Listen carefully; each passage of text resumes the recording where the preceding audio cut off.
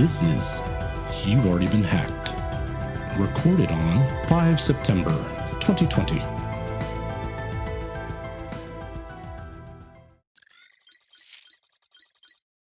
This week, we're going to start off with another company admitting a data breach. Warner Music Group has disclosed a breach by an undisclosed party that would have taken payment information including names, email addresses, telephone numbers, billing addresses, shipping addresses, and payment card details to include the card number itself, the CVC number, and the expiration date from customers making purchases between 25 April and 5 August 2020.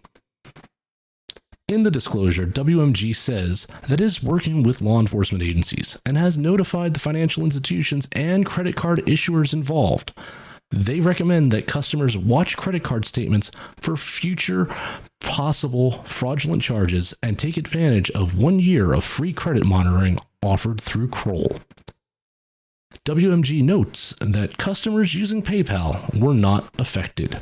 Well, it looks like that goes to the infinite years of credit card monitoring we all have.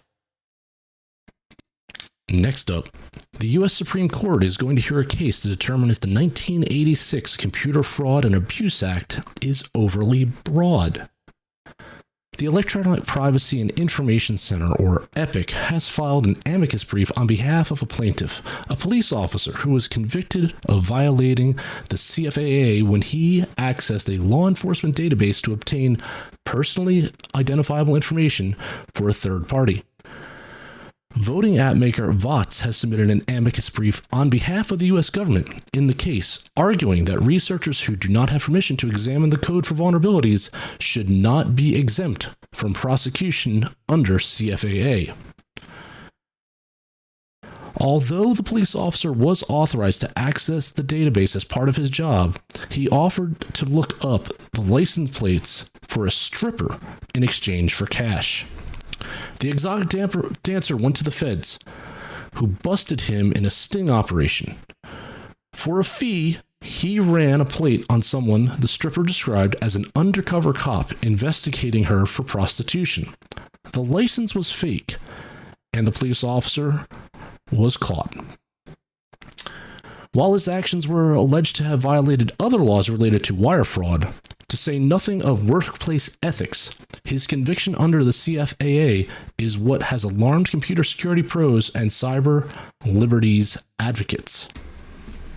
The EFF and other organizations, including security firms that support narrowing the CFAA, contend unauthorized independent research should not be exempted from the law. European ISPs have been hit by a DDoS attack. Multiple European internet service providers were hit with a distributed denial of a service attack this past week.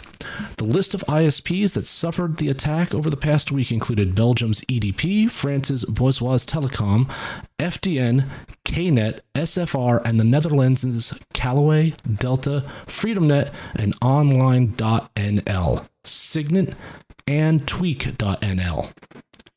Some experts have suggested that last week's CenturyLink outage in the US may have been triggered by a DDoS attack. Two separate analysis reports say that the CenturyLink outage was due to a problem with a tool commonly used while mitigating DDoS attacks. The attacks lasted no longer than a day, and all were eventually mitigated. A student has admitted to launching DDoS attacks against online school platforms. A Florida high school student has been arrested for orchestrating DDoS attacks against the Miami-Dade school's online learning platform. The attacks disrupted teachers and students' access to virtual classrooms. In a statement released this past Wednesday, the district said, quote, "It continues to be targeted by cyber attacks. Multiple attempts have been made this morning. The district's security and safeguard measures have been successful thus far." Unquote. The 16-year-old has been charged with a felony for computer use in an attempt to defraud and a misdemeanor interference with an educational institution. Miami-Dade Public Schools Superintendent Alberto Calvallo initially said the connection problems were due to a software malfunction, which was being resolved, but then later announced that several cyber attacks called DDoSes were also part of the issue. MIT's CSAIL researchers develop cyber risk platform. Researchers at MIT's Computer Science and Artificial Intelligence Lab, CSAIL, have developed a cryptographic platform for securely measuring cyber risk.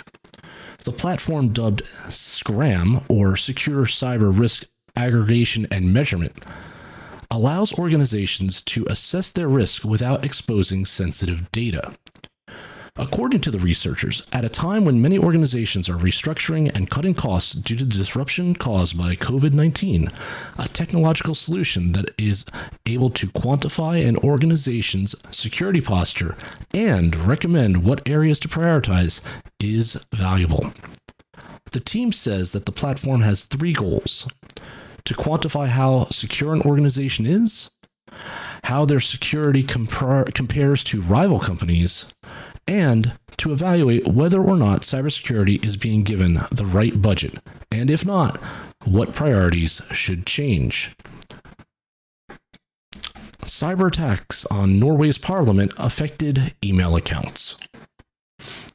Authorities in Norway are investigating a significant cyber attack that compromised the email accounts of several members and employees of Stortinget, the country's parliament. Stortinget administrators said the attacks downloaded data. The incident is currently under investigation, and as a result, they could not provide any insight into who was behind the attack or the number of hacked accounts. While the investigation is still ongoing, the administrators said they already started notifying impacted representatives and employees about the incident. Local press were the first to break the story about the attacks, and also have reported that the Parliament's IT staff have shut down its email service to prevent the hackers from siphoning off more data.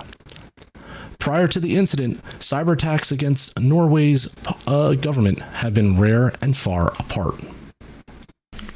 The U.S. Cybersecurity and Infrastructure Security Agency, CISA, has issued a binding operational directive, or BOD, that requires federal government agencies to establish vulnerability disclosure policies. The Office of Management and Budget has issued a memorandum supporting the BOD and establishing deadlines for implementation. Currently, most federal agencies lack a formal mechanism to receive information from white hat hackers about potential security vulnerabilities on their systems. The new directive by CISA aims to change this by requiring agencies to publish policies with detailed descriptions of which systems are in scope, the types of testing that are allowed, and how ethical hackers can submit vulnerability reports. A directive is a compulsory direction for federal executive branch departments and agencies. The policies would cover all internet accessible systems or services in government agencies, including systems that were not intentionally made internet accessible, according to CISA. As part of the directive, CISA will offer a vulnerability disclosure program service next spring. Five Eyes countries issue joint cybersecurity advisory. Cybersecurity agencies in the nations in the Five Eyes Intelligence Alliance released a joint cybersecurity advisory to serve as a playbook for investigating incidents and highlight technical approaches to uncovering malicious activity. Director of the U.S. Department of Homeland Security's CISA, Chris Krebs, called the advisory the first of its kind for CISA since our formal establishment in 2018. Australia, New Zealand, and Canada's equivalents, as well as the United Kingdom, have teamed up with CISA to release the 14-page document called Technical Approaches to Uncovering and Remediating Malicious Activity. The advisory's key takeaways for incident response, in short, are: first, collect and remove for further analysis; second, implement mitigation steps that avoid tipping off the adversary; and finally, consider soliciting incident response support from a third-party IT security organization. Cybercriminals are taking the fun out of gaming. The gaming industry has dealt with cheating and other forms of cybercrime for some time, and it is widespread and costly to both companies and players alike, and exceptionally difficult to defend against. According to a recent report from Forbes, some working in the, quote, Fortnite underground, unquote, are making anywhere from $5,000 to $25,000 per week, with some earning over $1 million each year.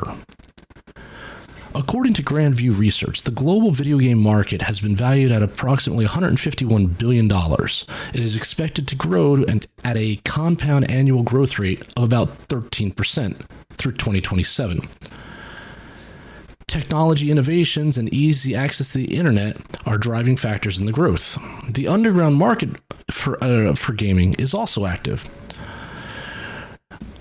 Security analysts at KCS have said that hackers advertise stolen goods and cheats as a product and not like a hack, offering players values such as the ability to have 100% accuracy in aiming and see through walls, as an example. Another popular attack is account takeovers, which is used to steal another player's goods. It's a large market due to the sheer volume of accounts and the value tied to each player account. From in-game currencies to achievement unlocks to player status and virtual skins or items, weapons, or other type of outfits that you would buy for your in-game avatar. The account of someone who has put 3,000 hours into a game, for example, is valuable to a new player who doesn't want to spend the time to get to that level. Account takeovers are also useful for stealing personally identifiable information. Attacks, of course, go beyond the realm of the game. Last year, researchers discovered a Fortnite gaming hack that built to help improve players' aim that was really a ransomware in disguise. When players downloaded it and ran the aimbot, it set off a series of events that allowed the ransomware to encrypt players' PC files, including images, videos, documents, music, and archives, and demanded payment before deleting all the data. Security experts are advising players that games with in-game purchases now have an extensive amount of fraud-related activity with them. When a game allows in-game trading, the problem is exacerbated, and if users are tricked into divulging their login or account information, attackers are likely to steal in-game items or their accounts altogether. Be careful out there with the A, B, X, and Y buttons, people. A former Cisco employee has pled guilty to intentionally accessing a protected computer without authorization and recklessly causing damage. The employee resigned from Cisco in April of 2018. 5 months later, he accessed Cisco's AWS-hosted cloud infrastructure and deployed code that resulted in the deletion of more than 450 virtual machines for the Cisco WebEx Teams application. According to the plea agreement filed on the 30th of July, he had accessed the AWS server September 24th in 2018. However, he had resigned from the company April of that past year. During that time, he admitted that he had deployed code from his Google Cloud project, and as a direct result, more than 16,000 WebEx team accounts were also shut down for approximately 2 weeks, forcing Cisco to spend more than $2.4 million in customer refunds and employee time needed to restore the damage caused by the individual.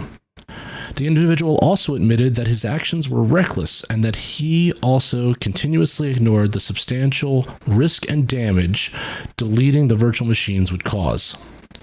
He was released on bond with bail set at $50,000 after being charged with one count of intentionally accessing a protected computer without authorization and recklessly causing damage. In an email to counsel, the individual also admitted that he submitted his passport and he is not a flight risk until the sentencing hearing scheduled for the 9th of December in 2020. If found guilty, the maximum statutory penalty of 5 years imprisonment and a $250,000 fine is possible. At this moment, the individual has a green card application pending and is in the United States on an H-1 visa. If he's found guilty, he will face deportation to his native country. A Chinese citizen has been arrested and charged with the theft of trade secrets. U.S. federal authorities have arrested a Chinese citizen on the charges of accessing a computer without authorization or exceeding authorization to obtain information from a protected computer and theft of trade secrets.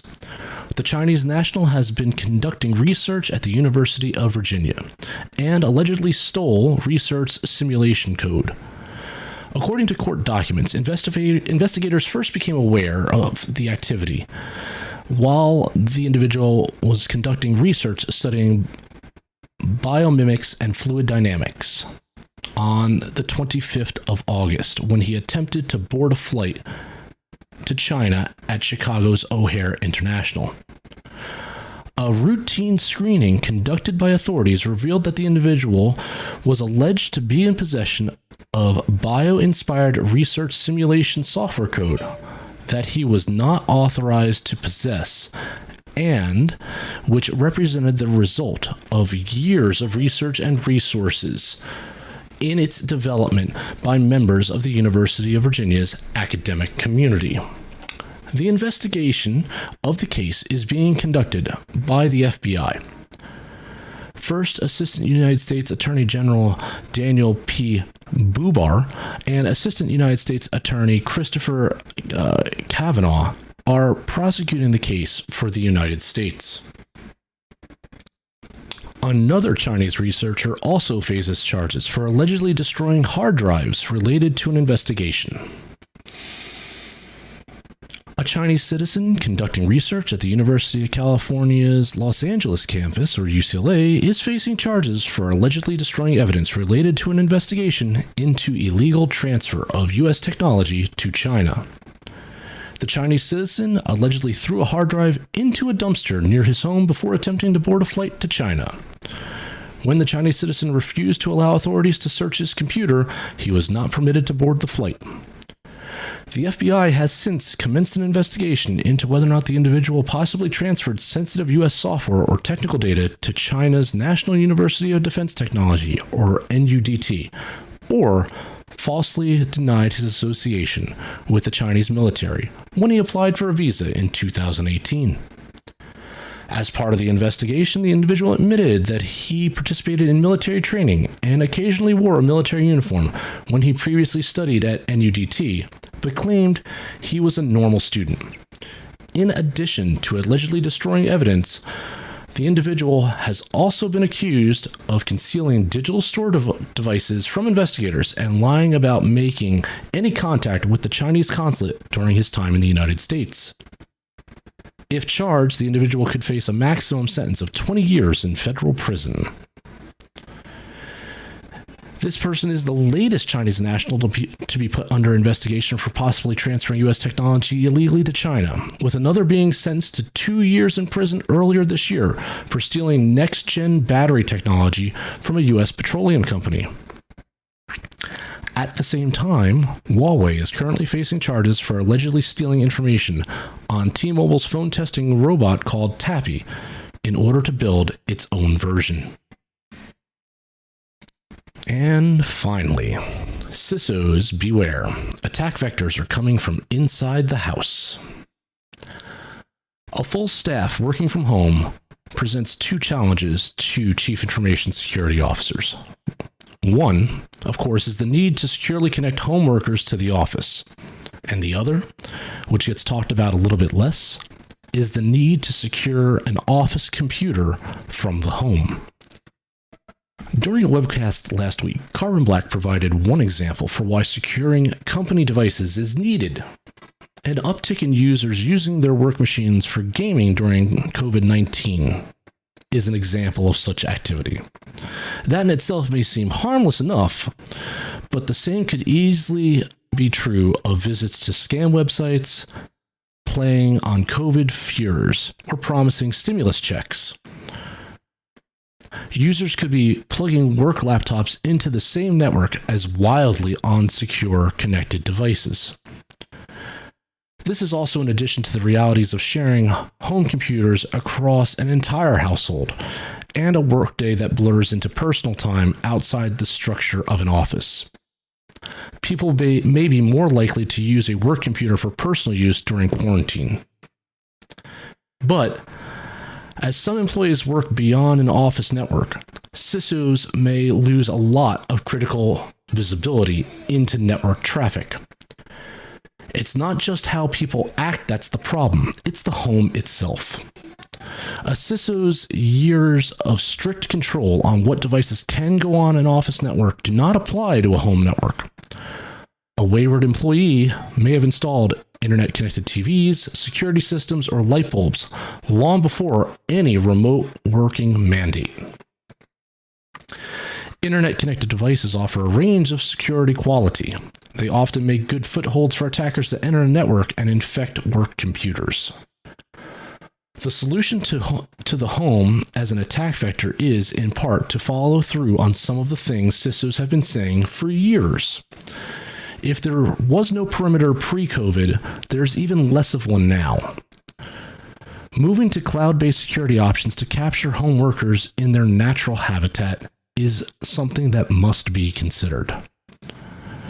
Researchers emphasize that companies without virtual private networks in place need to start using them, and now. Also, teaching home workers to segment home networks to keep devices, guests, and home traffic separate from work traffic should be an activity taken up. Just like you would not trust Starbucks network, you shouldn't trust your home network with your work data. That's all for the news this week. I'm your professor of cyber risk. We'll talk again soon.